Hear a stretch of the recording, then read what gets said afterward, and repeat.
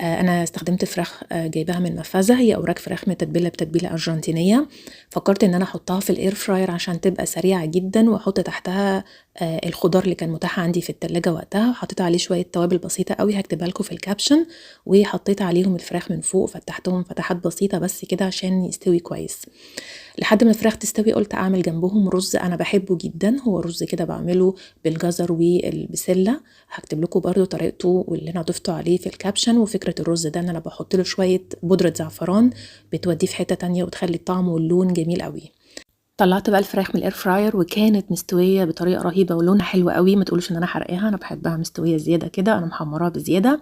الرز ده طبعا لما استوى كان مفلفل ومبهر وجميل، وعملت شويه لسان عصفور برضو جنب الاكله. حطيت الفراخ على الخضار كان طعمه يا جماعه رهيب عالمي بجد، يعني تتبيله الفراخ نزلت طعم جميل على الخضار خلتني اكله قبل الفراخ.